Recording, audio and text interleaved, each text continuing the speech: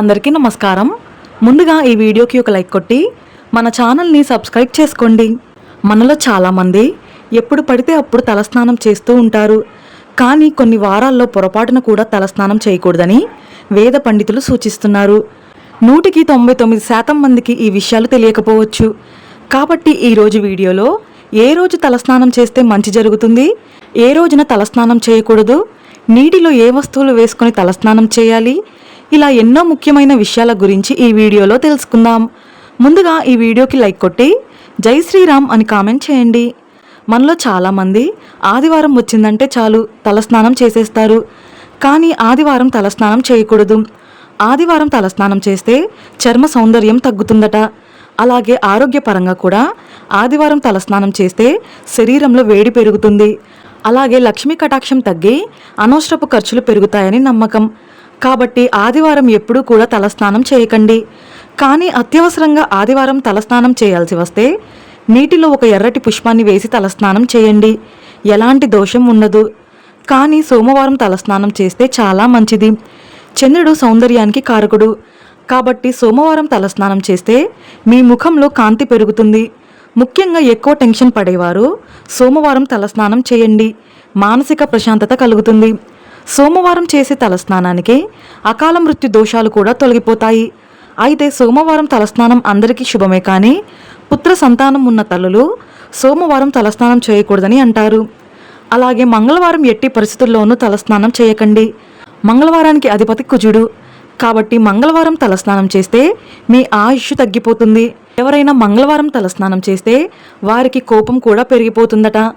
దీనివల్ల కుటుంబంలో గొడవలు, శత్రువుల మధ్య వివాదాలు చోటు చేసుకుంటాయి. ముఖ్యంగా కుజదోషం ఉన్నవారు మంగళవారం తలస్నానం చేస్తే కుజదోషం ఇంకా పెరుగుతుంది. దీనివల్ల వివాహంలో ఆటంకాలు ఏర్పడతాయి. ఇక ఆరోగ్యపరంగా చూసుకుంటే మంగళవారం తలస్నానం చేస్తే బీపీ సమస్యలు వచ్చే అవకాశం ఉంటుంది. అయితే అత్యవసరంగా మంగళవారం తలస్నానం చేయాలంటే నీటిలో కొంచెం విభూది కలుపుకొని తలస్నానం చేయండి. ఎలాంటి దోషం ఉండదు. ఇక బుధవారం తలస్నానం చేస్తే అత్యంత శుభకరం మరియు లాభదాయకం. శాస్త్రాల ప్రకారం బుధవారం తలస్నానం చేసేవారికి లక్ష్మీ కటాక్షం కలుగుతుంది. వ్యాపారస్తులకు, ఉద్యోగాలు చేసేవారికి ధన ప్రవాహం పెరుగుతుంది. ముఖ్యంగా విద్యార్థులు బుధవారం తలస్నానం చేస్తే విద్యాబుద్ధులు పెరిగి చదువులో ఏకాగ్రత, జ్ఞాపక శక్తి పెరుగుతాయని నమ్మకం. కాబట్టి ప్రతి ఒక్కరూ బుధవారం తలస్నానం చేయండి. అలాగే ఆడవారు బుధవారం తలస్నానం చేస్తే 5వ ధనం పెరుగుతుందని, ఇంట్లో ప్రశాంతత నెలకొంటుందని నమ్మకం. ఇక గురువారం ఎట్టి పరిస్థితుల్లోనూ తలస్నానం చేయకూడదు. గురువారం తలస్నానం చేస్తే మీ ఇంట్లో ఉన్న లక్ష్మీదేవి బయటకు వెళ్ళిపోతుంది. ఇంట్లో వృధా ఖర్చులు పెరుగుతాయని నమ్మకం. ఎవరైతే గురువారం తలస్నానం చేస్తారో వారి జాతకంలో గురుబలం తగ్గి పనుల్లో ఆటంకాలు ఏర్పడతాయి. ముఖ్యంగా ఆడవారు గురువారం తలస్నానం చేస్తే భర్త ఆరోగ్యం పైన ప్రభావం పడుతుందని, భర్త ఆదాయం కూడా తగ్గుతుందని పండితులు సూచిస్తున్నారు. గురువారం విద్యార్థులు తలస్నానం చేస్తే చదువులో ఏకాగ్రత తగ్గిపోతుంది. అయితే గురువారం తప్పనిసరిగా తలస్నానం చేయాల్సి వస్తే నీటిలో చిటికెడు పసుపు కలిపి తలస్నానం చేయండి. ఎలాంటి దోషం ఉండదు. ఇక శుక్రవారం ఆడవారు తలస్నానం చేస్తే చాలా మంచిది. కానీ మగవారు పొరపాటున కూడా శుక్రవారం తలస్నానం చేయకండి. స్త్రీలు శుక్రవారం తలస్నానం చేసి లక్ష్మీదేవిని పూజిస్తే ఇంట్లో ధన ధాన్యాలకు కొరత ఏర్పడకుండా మీ భర్త ఆయుష్ పెరుగుతుంది. కానీ మగవారు శుక్రవారం తలస్నానం చేస్తే అనవసరపు ఖర్చులు పెరుగుతాయని, పనుల్లో ఆటంకాలు ఏర్పడతాయని నమ్మకం. అయితే శుక్రవారం తప్పనిసరిగా తలస్నానం చేయాల్సి వస్తే నీటిలో కొన్ని పాలు కలుపుకొని తలస్నానం చేయండి. ఎలాంటి దోషం ఉండదు. మీరు ఏ రోజున తలస్నానం చేసినా చేయకపోయినా శనివారం ప్రతి ఒక్కరూ తలస్నానం చేయాల్సిందే. శనివారం అంటేనే అదృష్టాన్ని తెచ్చిపెట్టే రోజు.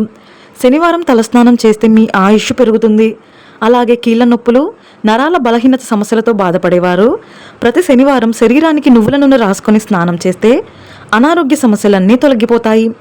కాబట్టి శనివారం తలస్నానం చేస్తే అన్ని విధాలుగా బాగా కలిసి వస్తుంది. ఇక తలస్నానం చేసేటప్పుడు నేరుగా తలపైన నీళ్లు పోయకూడదు.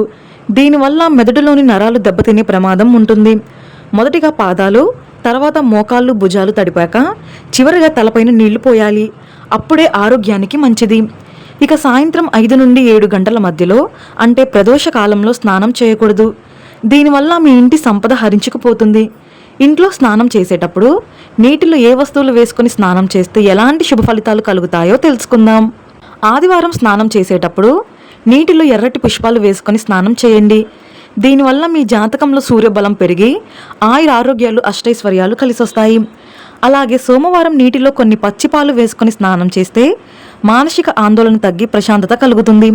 నిద్రలేమి సమస్యలు కూడా తొలగిపోతాయి. ఇక మంగళవారం రోజున పుట్టమట్టిని నీటిలో వేసుకొని స్నానం చేస్తే అప్పుల బాధలన్నీ వెంటనే తొలగిపోతాయి. భూలాభం కూడా కలిసొస్తుంది. అలాగే బుధవారం రోజున నీటిలో యాలకులు వేసుకొని స్నానం చేస్తే తెలివితేటలు జ్ఞాపక శక్తి పెరుగుతాయి. అలాగే ప్రతి గురువారం నీటిలో పసుపు కలిపి స్నానం చేయండి. ధనపరంగా బాగా కలిసొస్తుంది. అలాగే ప్రతి శుక్రవారం నాడు నీటిలో కొంచెం పెరుగు వేసుకొని స్నానం చేయండి. భార్యాభర్తల మధ్య గొడవలు లేకుండా ఉంటాయి. అలాగే వాహన ప్రాప్తి కలుగుతుంది. అలాగే ప్రతి శనివారం నీటిలో నల్ల నువ్వులు వేసుకొని స్నానం చేస్తే శని దోషాలన్నీ తొలగిపోతాయి. ఇక రాత్రిపూట ఎట్టి పరిస్థితుల్లోనూ తలస్నానం చేయకండి. రాత్రిపూట తలస్నానం చేస్తే మీ ఇంట్లోకి దరిద్ర దేవత అడుగుపెడుతుంది. తలస్నానం చేసేవారు సూర్యుడు రాకముందే తెల్లవారుజామునే చేసేయండి. సూర్యోదయానికి తలస్నానం చేస్తే ముని స్నానం అని అంటారు. ముని స్నానం వల్ల ఎన్నో శుభ ఫలితాలు కలుగుతాయి. అలాగే స్నానం చేసేటప్పుడు తూర్పు ముఖంగా కానీ ఉత్తర ముఖంగా కానీ నిలబడి స్నానం చేయాలి. దీనివల్ల దేవతల అనుగ్రహం కలుగుతుంది. కానీ దక్షిణ ముఖంగా నిలబడి స్నానం చేయకూడదు. ఇక తలస్నానం చేసిన తర్వాత వెంటనే మంచం పైన కూర్చోకూడదు. ఇది మీ ఇంటికి దరిద్రాన్ని తెచ్చిపెడుతుంది. అలాగే తలస్నానం చేసిన తర్వాత వెంటనే అద్దం చూడకూడదు. ఇక మీ ఇంట్లో ఉన్న చిన్నపిల్లలకు దిష్టి తగిలినట్టుగా అనిపిస్తే నీటిలో తులసి ఆకులు వేసి స్నానం చేయించండి. నరదిష్టి దోషం వెంటనే తొలగిపోతుంది. ఇక రాత్రిపూట పీడకలలు ఎక్కువగా వస్తుంటే మీరు స్నానం చేసేటప్పుడు నర్మదాయై నమః అనే నామాన్ని జపించండి. పీడకలలు రాకుండా ఉంటాయి. అలాగే స్నానం చేసేటప్పుడు వరుసగా 3 సార్లు గంగా అని ఉచ్చరిస్తే 3 జన్మల పాపాలు హరిస్తాయని పురాణాలు చెబుతున్నాయి. అలాగే స్నానం చేసిన తర్వాత వెంటనే జుట్టు ముడి వేయకూడదు. జుట్టు పూర్తిగా ఆరిన తర్వాతే ముడి వేసుకోవాలి. తడి జుట్టుతో జడ వేసుకుంటే ప్రతికూల శక్తి పెరిగిపోతుంది. అలాగే తడి జుట్టును దువ్వెనతో దువ్వకూడదు. అలాగే తలస్నానం చేసిన తర్వాత జుట్టు నుండి కారే నీళ్లు ఇంట్లో పడకూడదు. దీనివల్ల మీ ఇంట్లోకి వెంటనే దరిద్ర దేవత అడుగుపెడుతుంది. ఇక పౌర్ణమి మరియు గ్రహణ సమయంలో స్నానం చేసిన తర్వాత పేదలకు ఏదైనా వస్తువును దానం చేయండి. గొప్ప పుణ్య ఫలితం లభిస్తుంది.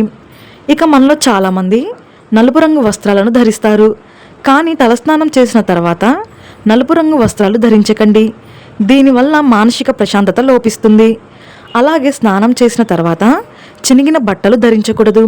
దీనివల్ల మీ జాతకంలో శుక్రగ్రహం బలహీనపడి మీ ఆదాయాన్ని తగ్గిస్తుంది. ఇక ముఖ్యమైన పని కోసం బయటకు వెళ్ళేటప్పుడు తలస్నానం చేసి పెద్దలకు నమస్కారం చేసుకుని వెళ్తే మీ పనుల్లో ఆటంకాలు లేకుండా విజయం సాధిస్తారు. ఇక మనలో కొంతమందికి అరికాల మంటలు ఉంటాయి. అలాంటి వారు అరికాళ్లకు ఆవు నెయ్యి రాసుకొని స్నానం చేస్తే అరికాల మంటలు తగ్గిపోతాయి. ఇక స్నానం చేసేటప్పుడు నాభిని కూడా శుభ్రం చేసుకోవాలి. నాభి శుభ్రంగా ఉంటేనే మీ శరీరంలోని 70,000 నాడులు ఆరోగ్యంగా ఉంటాయి. ఇక స్నానానికి సంబంధించి నియమాల గురించి ఏమైనా సందేహం ఉంటే మీ ప్రశ్నను కామెంట్ చేయండి.